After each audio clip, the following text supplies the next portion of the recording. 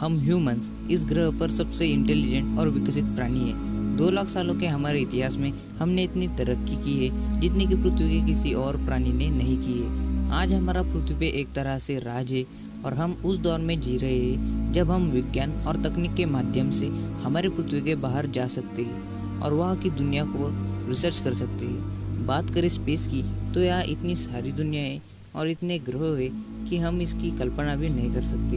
एक अनुमान के मुताबिक हमारे गैलेक्सी मिल्की वे में करीब 500 अरब प्लैनेट्स होंगे।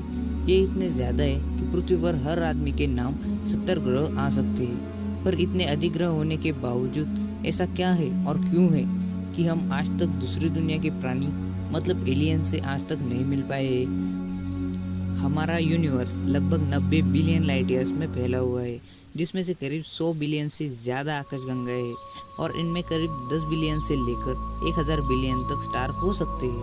और हम ये जानते हैं कि ज़्यादातर स्टार के पास अपने खुद के प्लैनेट्स होते हैं। ऐसे में इस यूनिवर्स में कई ट्रिलियन प्लैनेट्स तो होंगे ही। जैसे कि मैंने पहले ही बता दिया है कि हमारी गैलेक्सी मिल्की वे में 500 अरब ग्रह मौजूद है और अगर हमें माने कि इनमें से 0.1% प्लैनेट्स ही अपने स्टार के हैबिटेबल जोन में आते हैं तो करीब 500 करोड़ ग्रह तो ऐसे ही होने ही चाहिए जिसमें जीवन हो। तो वैज्ञानिकों ने कई ऐसे एक्सोप्लैनेट भी खोजे जहाँ पर हम इंसानों को बसा सकते हैं। मैंने पहले भी एक वीडियो एक्सोप्लैनेट के ऊपर बनाया है, आप चाहे तो उसे आई बटन या डिस्क्रिप्शन में जाके देख सकते हो। तो एक्सोप्लैनेट की बात करें और जहाँ लाइफ मौजूद हो सकती है तो उनमें सबसे पहला नाम आता है ग्लीस 667cc। इस नाम से जाने जाने वाला एक्सोप्लैनेट अपने red dwarf star Gliese 667c की परिक्रमा करता है, जो कि ग्लीस 667 स्टार सिस्टम का हिस्सा है। इस एक्सोप्लैनेट को सुपर अर्थ भी कहते हैं, पर इसका आकार और वजन पृथ्वी से काफ़ी ज़्यादा है और अगर हम इसके वजन की बात करें तो यह पृथ्वी से लगभग 4 गुना ज़्यादा भारी है और इसका रेडियस पृथ्वी से 1.5 गुना ज़्यादा है। अगर आप इस ग्रह पर लैंड करते हो तो आपको इसकी सरफेस ग्रेविटी के कारण अपने आप पर 1.5 गुना ज़्यादा भार महसूस होगा। मतलब अगर आपका वज़न यहाँ धरती पे 60 किलोग्राम से तो आपका वज़न ग्लीस 667cc इस एक्सोप्लैनेट में करीब 100 किलोग्राम तक हो सकता है और आपको चलने में भी काफ़ी जोर लगाना पड़ेगा।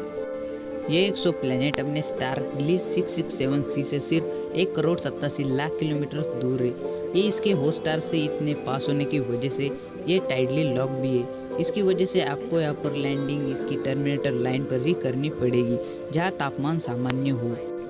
और अगर आप यहाँ से अपने हाइपोथेटिकल टेलीस्कोप से हमारी धरती को देखते हो तो आपको हमारी धरती 24 साल पुरानी दिखाई देगी, क्योंकि हमारी धरती से ये सुपर अर्थ प्लैनेट करीब 23.6 लाइट ईयर्स दूर है और हमारी धरती से भी यहाँ तक लाइट आने में 24 साल ही लगते हैं।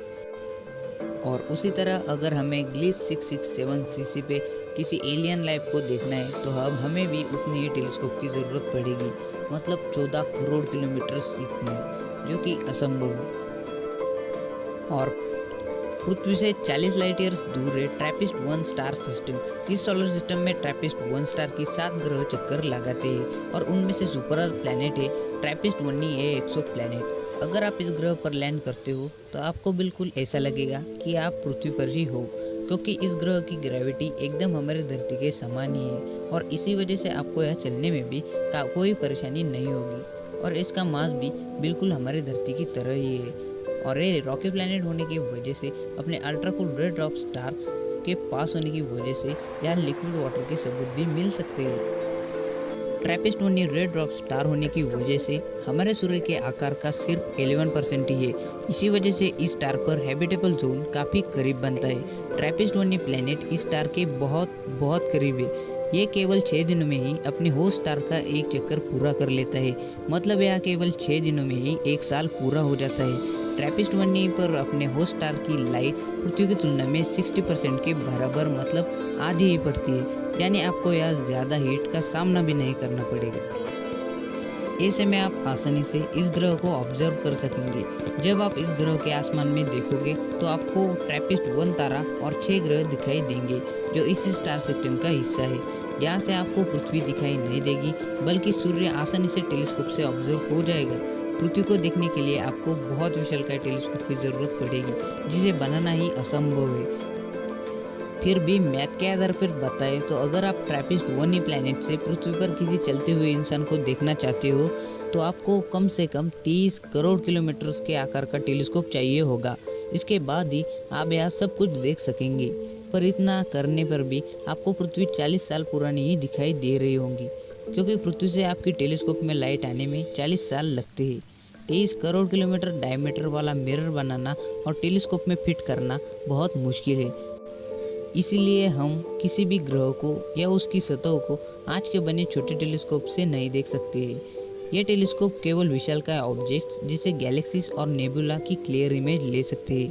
ट्रैपिस्ट 1 के बाद भी और कई ग्रह हैं जहाँ जीवन मौजूद हो सकता है, पर हम आज के किसी भी तकनीक से उन ग्रहों पर या उनमें मौजूद जीवन को नहीं देख सकते हैं और ना ही वहाँ पर जा सकते हैं। भविष्य में अगर हम टाइप 2 सिविलाइजेशन हो पाते हैं तो हम वहाँ लाइट स्पीड से भी जा सकते हैं। अभी हम इस स्केल के 0.73 नंबर पर हैं और आने वाले कई सैकड़ों सालों में हम टाइप 1 सिविलाइजेशन हो जाएंगे। फिर भी हमें वहाँ जाने में 100 से 200 साल लगेंगे, तो जनरेशन शिप ही कारगर हो सकती है। दोस्तों, फिलहाल इस वीडियो में इतना ही। आपको वीडियो कैसा लगा कमेंट कर बताएं, और वीडियो अच्छा लगा हो तो प्लीज़ इसे लाइक करें, साथ ही चैनल को भी सब्सक्राइब करें। मैं मिलता हूँ अगले वीडियो में, तब तक के लिए जय हिंद दोस्तों।